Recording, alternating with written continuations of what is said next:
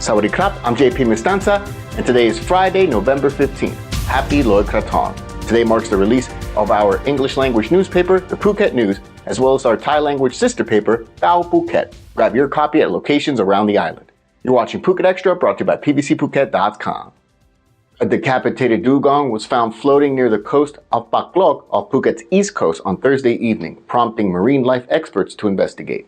The carcass was discovered by local residents in Phang Nga, who notified the Marine and Coastal Resources Research Center at Cape Panwa. Not including the head, the dugong measured 223 centimeters and weighed about 250 kilos, and it was found in a severely decomposed state and thin. Cut marks were found around the neck where the head was removed, according to officials. In addition, marine experts found abrasions, strangle marks on the right fin, and barnacle growth on the carcass, indicating that it was in the water for a prolonged period after it died. An autopsy is set to be conducted by marine experts. For more, visit thephuket.news.com. The Digital Economy and Society Ministry is pushing a policy allowing students to earn additional income while studying in a bid to bring out-of-school children back into the classroom. Digital Economy and Society Minister Prasad chaired the first meeting of the Thailand Zero Dropout Committee on Tuesday. The committee is addressing the issue of children and youth dropping out of school in line with the government's education policy, according to the Bangkok Post. As part of this, a special panel will look into launching a flexible program in which students can study and work part-time so they can earn income to sustain themselves, making them less prone to dropping out of school. The move also combines education with practical work experience through partnerships with the private sector to boost career skills and meet labor market demand, according to advocates. Minister Prasad, who is also the Deputy Prime Minister, said that the dropout rates needs to be systematically tackled in the long term. He pointed to the urgency of assisting 1.02 million children outside the mainstream education system in Thailand.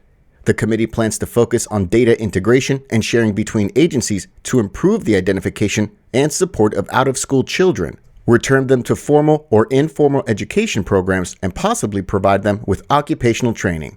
For more, visit thephuket.news.com. A 38-year-old man who was on the run for stabbing his ex-wife to death in neighboring Phang Nga province has now been captured. Police identified the man as 38-year-old Ekara Priyapan, who they say was hiding in a forest in Songkhla province's Chana district and had been evading capture since early this month. On November 3rd, police say Priyapan murdered his ex-wife in Phang Nga province, who was found stabbed to death. That's when he went on the run to Chana district to stay with his half-brother. Police received a tip to his location this Wednesday, and just before they moved in for the arrest, the suspect fled to the nearby forest but was later found and agreed to surrender. He was taken into custody and has already been transferred to Talat Yai police station in Phang Nga, where he will face charges of premeditated murder and illegal possession of a weapon. For more, visit thephuket.news.com.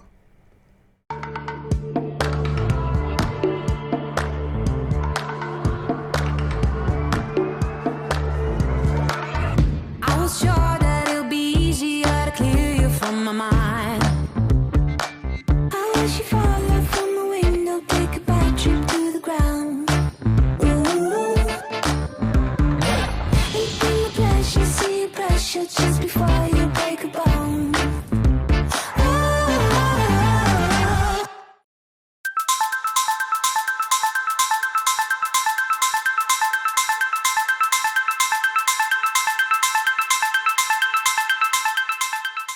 It's officially Loy Krathong, and while people all over the island and the country float out their krathongs as offerings to the goddess of water, asking for forgiveness and cast away bad luck, the airport is asking people to keep the sky lanterns grounded.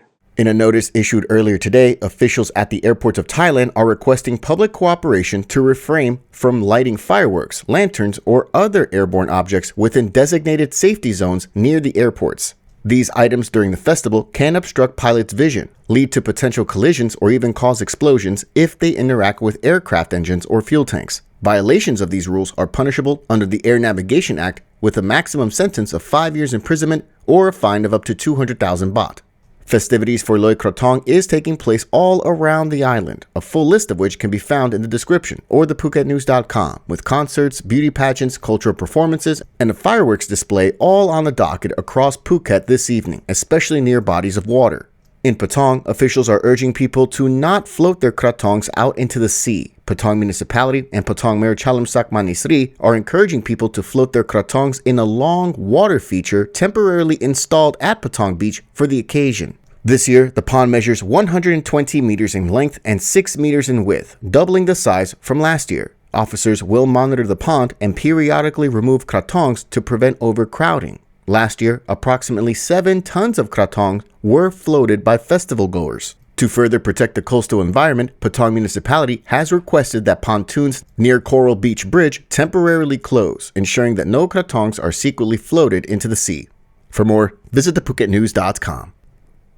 Over 120 people, including teachers and students, received critical emergency training this week on how to handle and survive bus fire incidents. The participants were all from the upper primary and secondary levels of the Daurung Witaya School just south of Phuket Town on Chafa East Road, organized by the Disaster Prevention Phuket Office in collaboration with the Phuket Education Area Office, Andaman Tourism Business Association, Transport Office, and other organizations. The training session, which was held on Wednesday at the school, was to ensure that all passengers on such a bus would have the appropriate response for maximum safety. Officials say that the growing number of road accident fatalities on the island was also why officials need proactive measures for emergency preparedness, especially when it comes to education. The training comes a month and a half after the tragic bus fire in Bangkok on October 1st, in which 23 people lost their lives, most of them young children, during a school field trip. For more, visit thephuket.news.com. Thanks so much for joining us here today on this edition of Phuket Extra, brought to you by pvcphuket.com. Have a great weekend, and we'll see you back here next week. Until then, stay classy, Phuket. Phuket's rapid modernization has made it one of the world's premier holiday destinations. Investors can still buy quality condominiums for as low as $75,000, and luxury properties can go all the way up to $20 million. Condominiums in Phuket are a safe, secure bricks-and-mortar investment offering foreigners freehold ownership. Call or email Thai Residential, Phuket's #1 trusted real estate advisor, to find your perfect Phuket property.